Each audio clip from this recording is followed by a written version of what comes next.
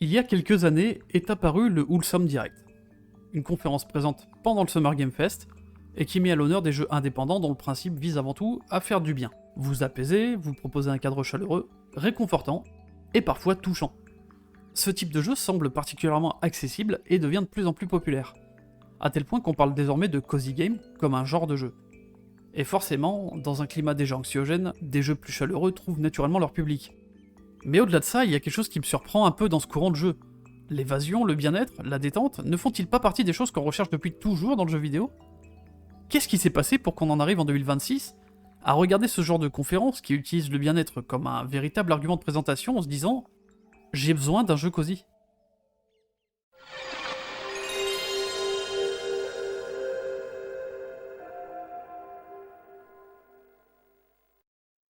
Vous savez que j'aime bien commencer par une définition histoire qu'on soit tous sur la même longueur d'onde.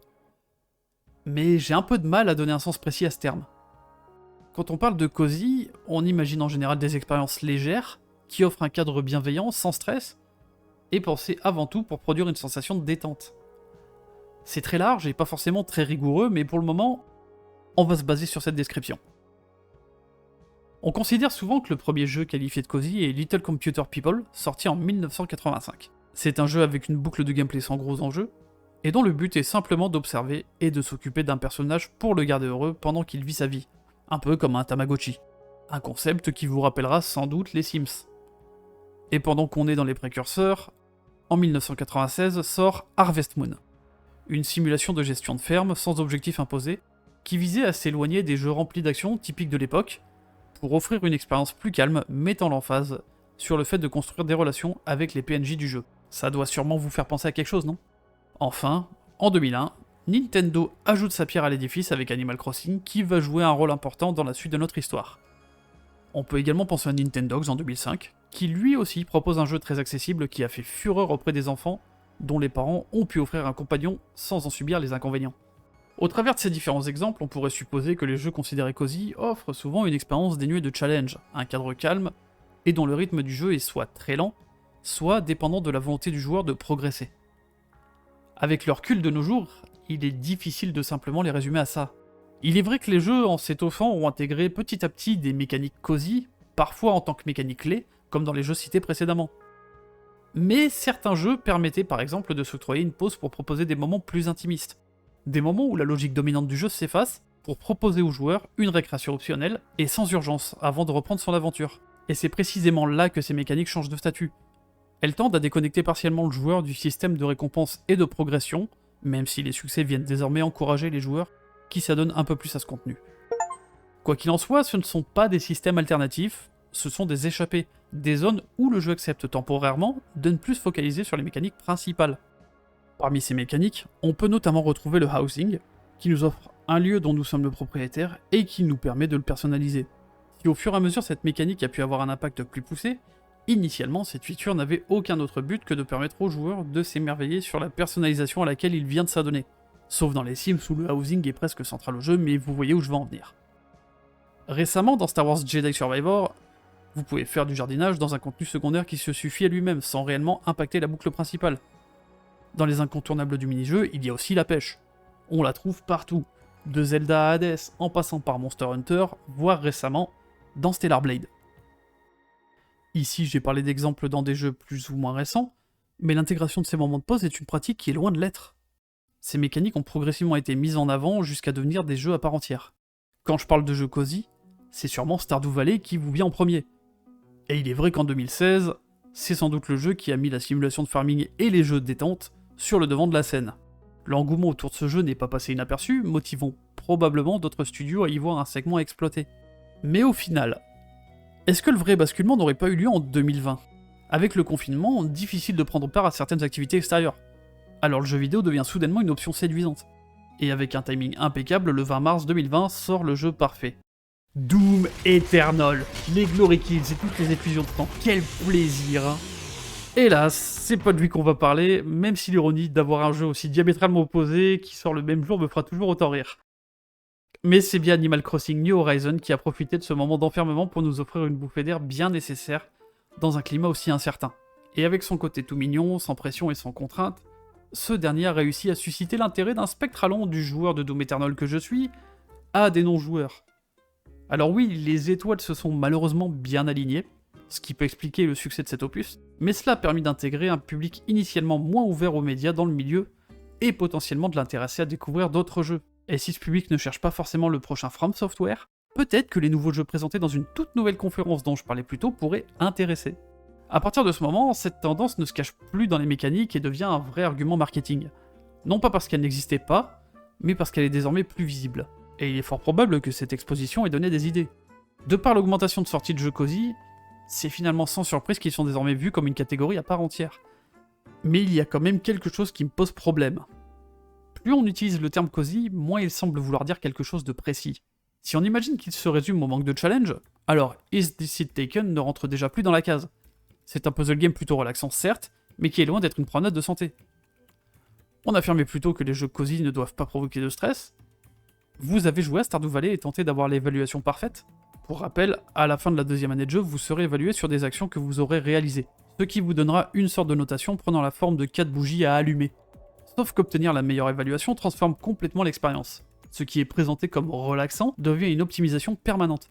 Et bien que le choix de réaliser la partie parfaite ne dépende que de vous, c'est une mécanique qui fait partie du jeu et qui la rend vraiment pas chill, même s'il est désormais possible de se faire réévaluer moyennant certaines ressources. On peut aussi parler de Dredge ou Easy Delivery Co, qui sont considérés comme du cozy horror, un genre qui semble être un oxymore à lui seul, et surtout la preuve que cozy ne décrit pas une absence de tension, mais une manière de la contextualiser.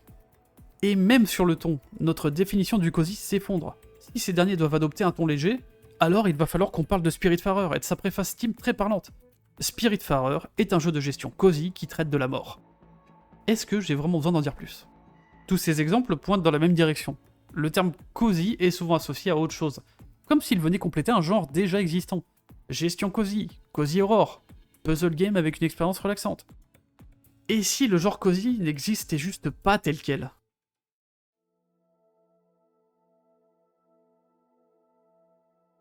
Game Next Door avait fait une vidéo sur le fait que le RPG était devenu une sauce, pour exprimer le fait que la dimension est devenue secondaire à des jeux, au lieu d'être un genre à part entière.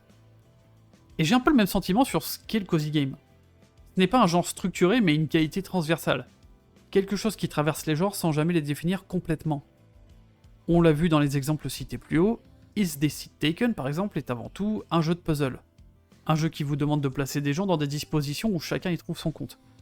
Dredge est un jeu narratif avec des ambiances Lovecraftiennes, donc très loin d'inspirer le calme et la sérénité. Vous passez la majorité de votre temps à pêcher et à faire du dragage pour récupérer des objets afin d'avancer dans l'histoire. Mais il faudra éviter de rester trop longtemps au large, surtout la nuit, car des phénomènes inquiétants se produisent.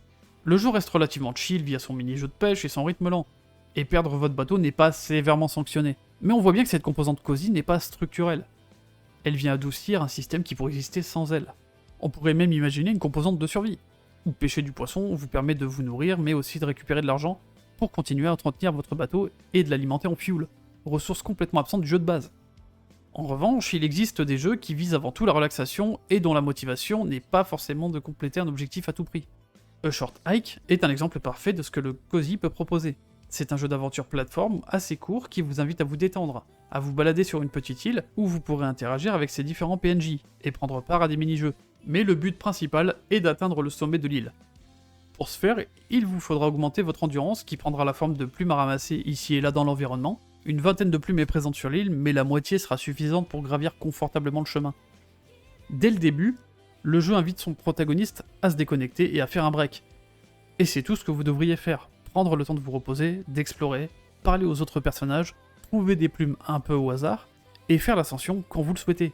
Le jeu peut être court, mais sa durée ne dépendra que de votre volonté d'avancer plus vite. Prendre le temps, c'est un concept que j'avais déjà abordé quand j'ai parlé de Wonderstop, mais celui-ci est un peu particulier. Vous restez effectivement maître de la progression, à ceci près que les tâches arrivent parfois de manière délayée, justement pour ne pas que vous vous précipitiez directement sur le prochain objectif.